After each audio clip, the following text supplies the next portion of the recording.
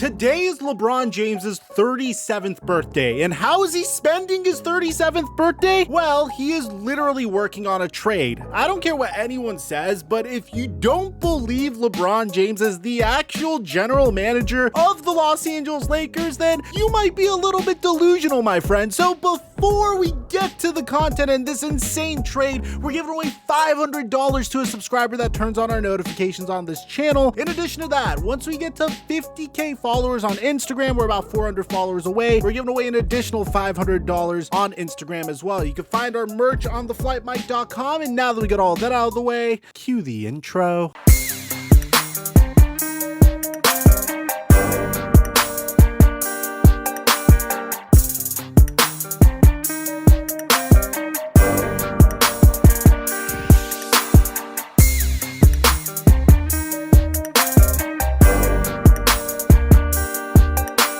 Mic check 1 2 1 2. What's going on, everybody? It is really exciting to get to trade talks, especially as a Los Angeles Laker fan, because boy, do we really need a trade right now. To be honest, it would be a bit of an understatement to say that the Los Angeles Lakers super team of players in their mid-30s, plus of course Malik Monk and Anthony Davis and Kendrick Nunn, hasn't worked out so far. Because at the time that we are recording this very video, the Los Angeles Lakers are below 500. They have 17 wins and 19 losses.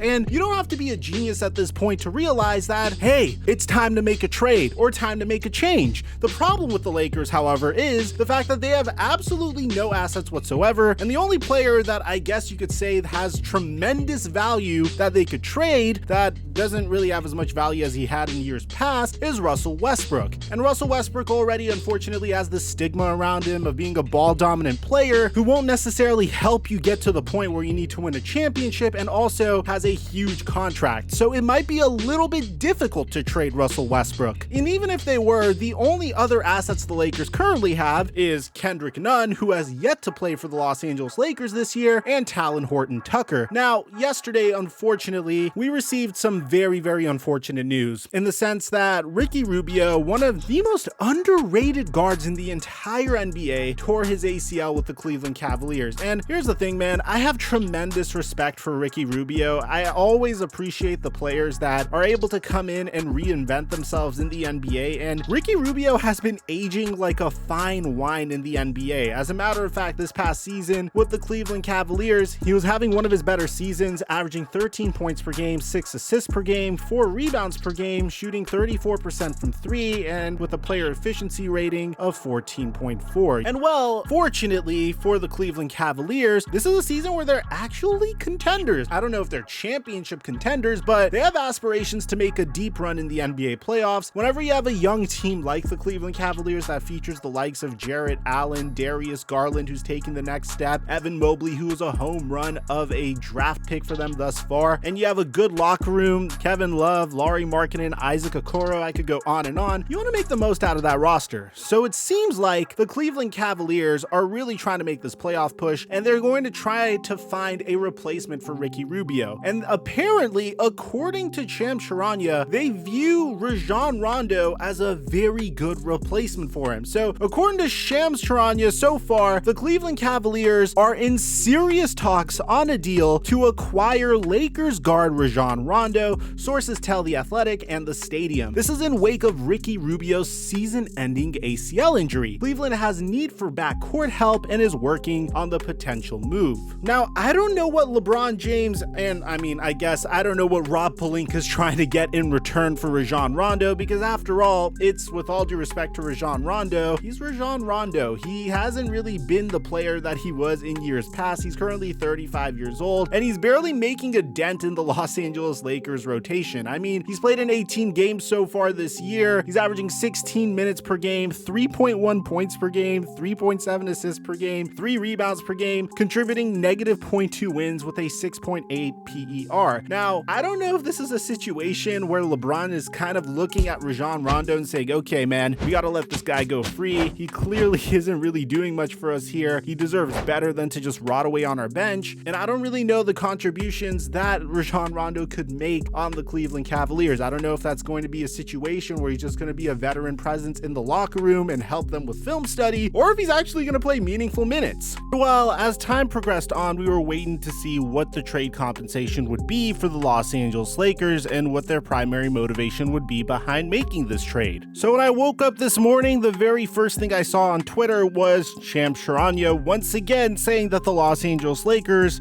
are trading Rajon Rondo to the Cleveland Cavaliers. Sources tell The Athletic and The Stadium, an important and timely acquisition for Cleveland to shore up the point guard position amid injuries. So if you're a Laker fan, this isn't really good, because typically whenever a trade is made and Shams is only reporting that, hey, this player got traded to a different team, chances are that the trade compensation isn't going to be significant for the Los Angeles Lakers. Yeah, kiss away any hope that you had of Kevin Love defying the salary cap and coming back to team up with LeBron James and Russell Westbrook once again, only this time on the Los Angeles Lakers. It just wouldn't have worked out, and I don't think that's what the Cleveland Cavaliers were gunning for here. And ultimately, in the war and the battle of the insiders, we finally found out who the Los Angeles Lakers were going to receive in return for Rajon Rondo, and trust me, it's nothing that'll get you too excited, unfortunately, because according to Adrian Wojnarowski, who reported it before Shams Charania did,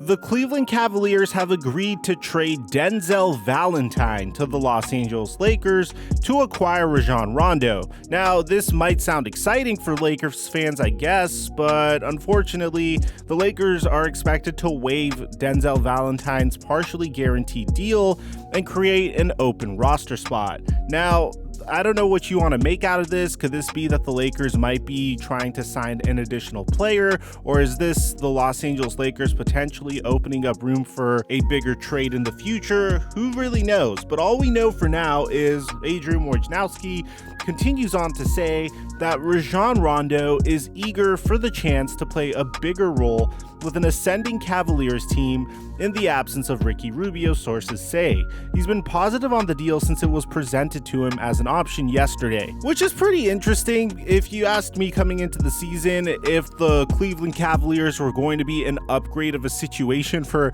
any player whatsoever over the Los Angeles Lakers, I would have told you that I would most definitely be a little bit disappointed at the fact. But at this point, it makes a lot of sense. Rajon Rondo still feels like he has something left in the tank. The Cleveland Cavaliers have a huge void at the backup point guard position, and having a player with the basketball IQ that Rajon Rondo has and putting him into where Ricky Rubio was could be what the Cleveland Cavaliers need in order to make a push into the playoffs. Meanwhile, we're going to keep an eye on what the Los Angeles Lakers intend to do with the freed up roster spot. This isn't such a huge move to free up cap space for them either, because bear in mind, Rajon Rondo was on the veteran minimum. When I originally made this video, I thought this trade was going to potentially be maybe a little bit more significant than what it is, but this is a very realistic trade that makes sense for both sides to make.